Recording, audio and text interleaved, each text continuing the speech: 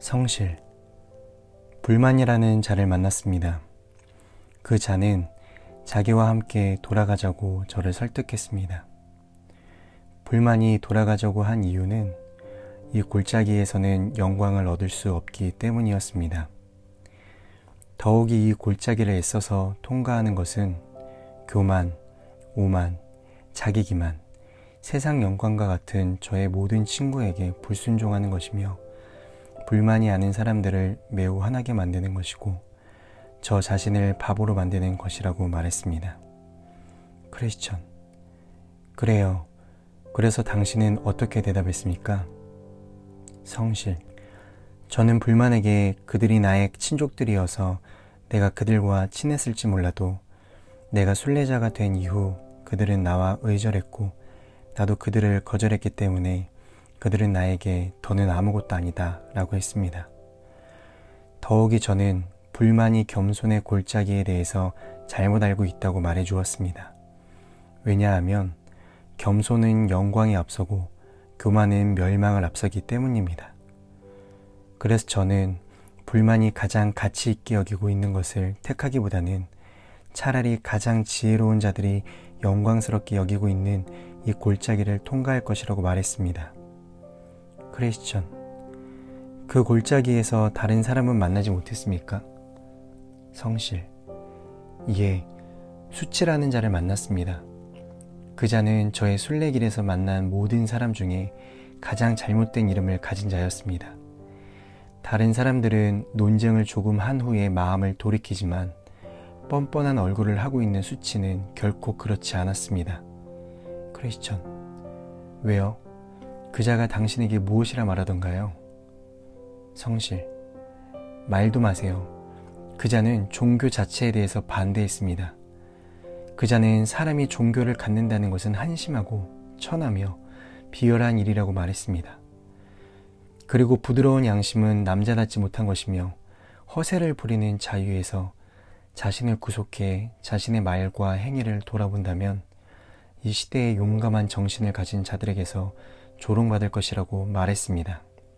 그는 반대하기를 권세 있는 자나 부자 혹은 지혜로운 자들 중에서 내 의견에 동의하는 자는 거의 없으며 그들 중 어느 누구도 하지 않을 것이며 무엇을 얻을 수 있을지 확실히 모르면서 자신이 좋아하는 것을 기꺼이 버리고 모든 것을 잃어버릴 모험을 하는 바보가 되라고 설득당하지 않을 것이라고 말했습니다. 더욱이 그는 대부분의 순례자들이 천하고 낮은 신분이며 그들은 자신이 사는 시대의 자연과학에 대한 이해가 부족하고 무지한 자들이라고 하면서 반대했습니다. 아무튼 그는 내가 여기서 말하지 못할 정도로 많은 것에 대해서 말했는데 설교를 들으면서 흐느껴 울고 애통하는 것과 집으로 돌아가서 한숨 짓고 괴로워하는 것은 수치스러운 일이라고 했습니다. 작은 잘못에도 이웃에게 용서를 구하는 것과 어떤 것이라도 취한 후에 다시 배상하거나 돌려주는 것은 부끄러운 일이라고 했습니다. 또한 더 멋진 말을 사용하긴 했지만 수치는 종교가 사람을 이상하게 만든다고 주장했는데 조그만 악행이라도 자신의 탓으로 돌리고 같은 믿음의 형제라고 해서 천한 사람들을 존경하니 이 또한 부끄러운 일이 아니냐고 말했습니다. 크리스천. 그래서 당신은 그에게 뭐라고 말했습니까? 성실. 처음에 저는 무엇을 말해야 할지 몰랐습니다. 예, 그가 저를 곤란하게 만들었습니다. 그래서 저의 얼굴은 벌개졌습니다. 수치라는 자는 더욱 압박해 거의 나를 격퇴시키려 했습니다. 그러나 마침내 저는 사람 중에 높임을 받는 그것은 하나님 앞에 미움을 받는 것이니라 는 말씀을 생각하기 시작했습니다. 또한 이 수치라는 자가 사람에 대해서 이야기했지 하나님과 하나님의 말씀에 대해서는 아무것도 말하지 않은 것을 알게 되었습니다. 더욱이 저는 최후의 날에 죽음 혹은 생명으로 결정되는 것이 이 세상의 허세에 의해서가 아니라 가장 높으신 자의 법과 지혜에 의한 것임을 생각했습니다. 따라서 저는 하나님께서 말씀하신 것이 최고라고 생각했습니다. 비록 이 세상의 모든 사람이 반대해도 하나님의 말씀은 정말 최고입니다. 보세요. 하나님께서는 자신의 종교를 사랑하시고 부드러운 양심을 좋아하십니다. 하나님 나라를 위해 스스로 바보가 되는 자가 가장 지혜로운 자입니다. 하나님을 사랑하는 가난한 사람들은 이 세상에서 하나님을 미워하는 큰 부자들보다 부유합니다.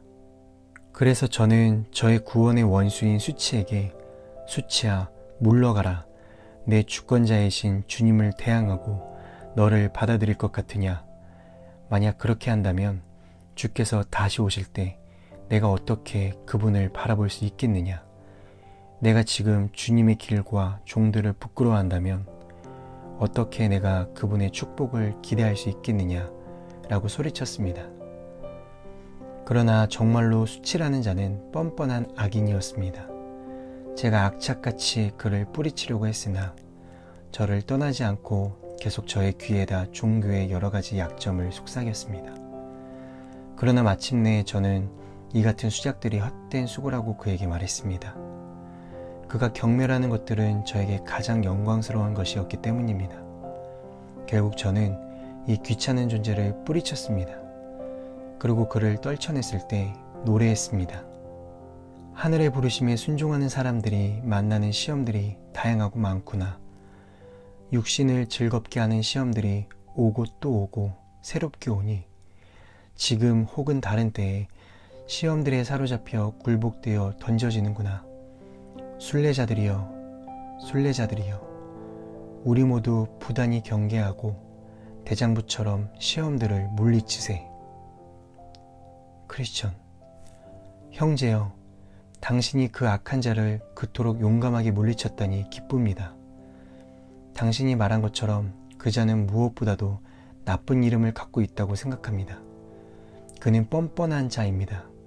왜냐하면 그가 길에서 우리를 따라왔고 모든 사람 앞에서 우리를 부끄럽게 하려고 시도했고 우리가 선한 것을 부끄럽게 생각하도록 만들었기 때문입니다. 만약 그 자신이 철면피가 아니었다면 그러한 시도를 결코 하지 못했을 것입니다. 자, 우리는 계속 그를 대적해야 합니다. 왜냐하면 그가 아무리 배짱이 있다 할지라도 바보들만 선동할 뿐이요 그 밖에 아무도 속일 수 없기 때문입니다. 솔로몬 왕은 지혜로운 자는 영광을 기업으로 받거니와 미련한 자의 영달함은 수치가 되느니라고 했습니다. 성실, 저는 우리 모두가 수치에 대항할 수 있도록 반드시 하나님께 도움을 구해야 한다고 생각합니다. 하나님께서는 우리가 이 땅에서 진리에 대해 용감하게 되기를 원하고 계십니다. 크리스천, 옳은 말씀입니다. 그러나 그 골짜기에서 또 다른 사람을 만나보지 못했습니까? 성실, 아니요. 저는 햇빛이 있는 가운데 나머지 길과 사망의 음침한 골짜기를 통과했기 때문에 만나지 못했습니다. 크리스천, 당신에게 다행한 일이었습니다. 제가 확신하건대 저의 경우는 전혀 달랐습니다. 저는 그 골짜기에 들어서면서부터 오랫동안 마귀 아볼로온과 무시무시한 전투를 벌였습니다. 저는 정말 마귀가 저를 죽일 것이라고 생각했습니다. 특별히 그가 나를 쓰러뜨리고 짓밟을 때 마치 산산조각 나는 것 같았습니다. 그가 나를 던졌을 때 저의 손에서 검이 떨어져 나갔고 그는 나를 확실히 죽이겠다고 말했습니다. 그러나 저는 하나님께 울부짖었고 주님은 저의 기도를 들으시고 모든 어려움에서 구원해 주셨습니다. 제가 사망의 음침한 골짜기에 들어서서 골짜기의 절반을 통과할 때까지 거의 빛이 없었습니다.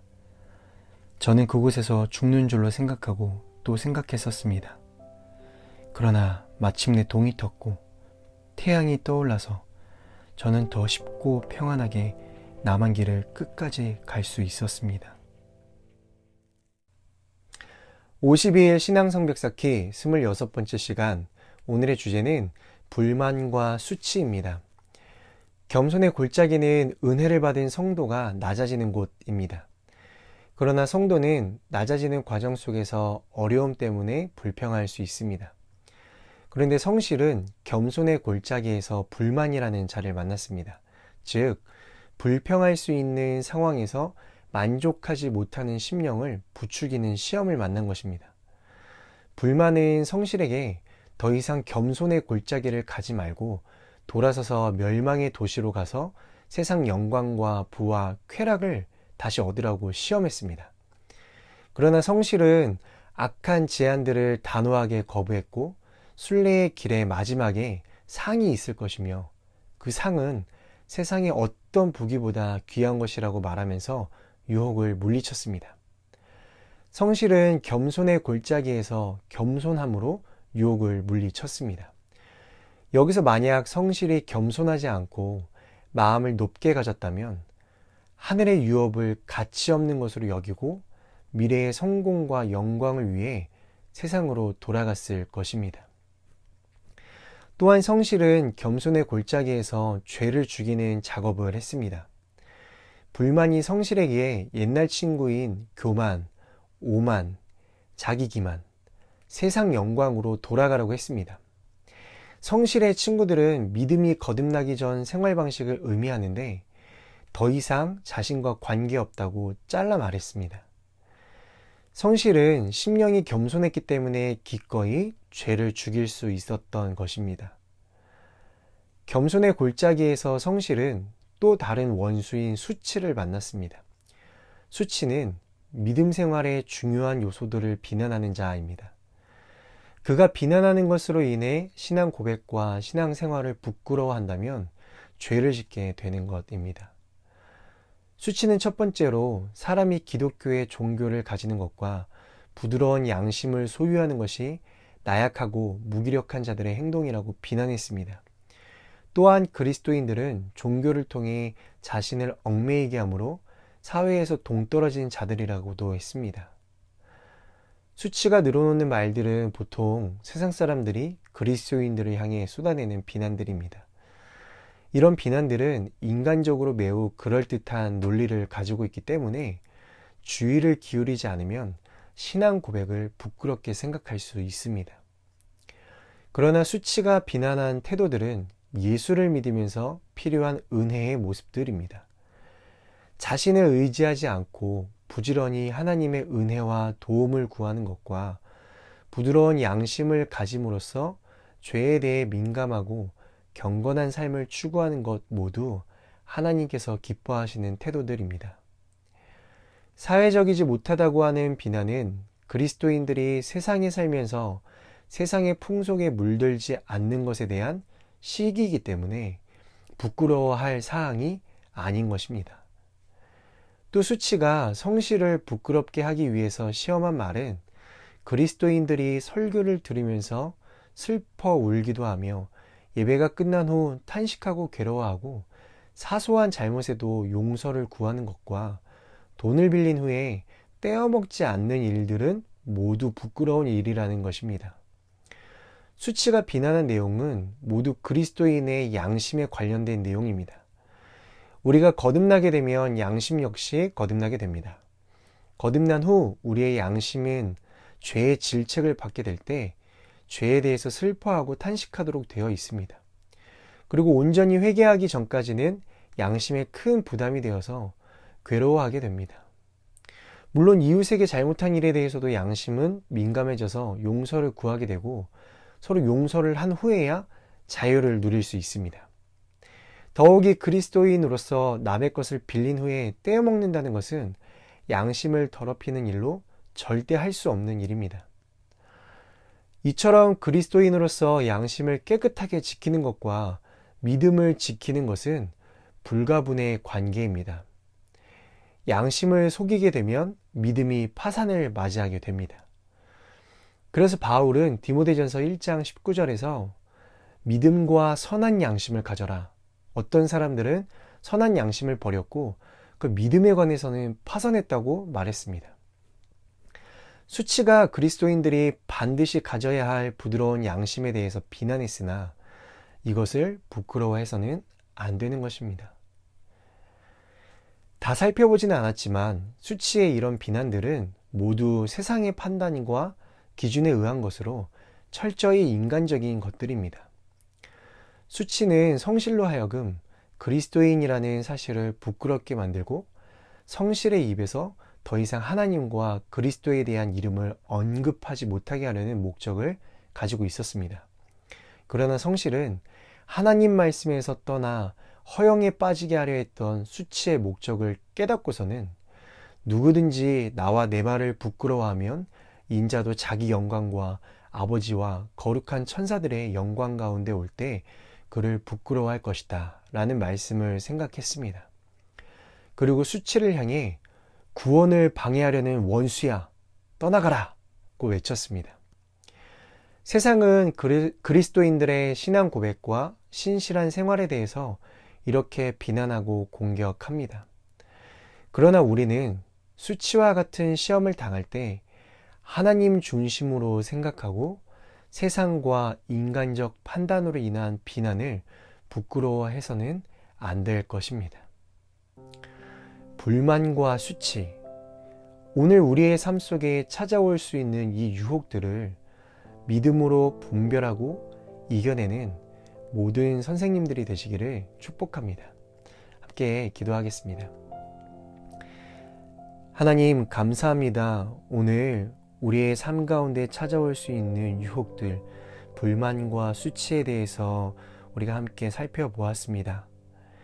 다시 이전의 삶으로 돌아가라고 외치는 불만과 또 그리스도인의 선한 양심과 믿음을 부끄럽게 여겨야 한다라고 외치는 수치를 하나님 우리 삶 가운데에서 멀리하게 하여 주셔서 우리가 이 믿음의 길을 걸어감에 있어서 우리가 낙심하고 좌절하지 않을 수 있도록 주님께서 날마다 우리와 함께하여 주시고 새 힘을 허락하여 주시옵소서. 그렇게 하실 주님을 기대합니다. 예수님의 이름으로 기도합니다. 아멘.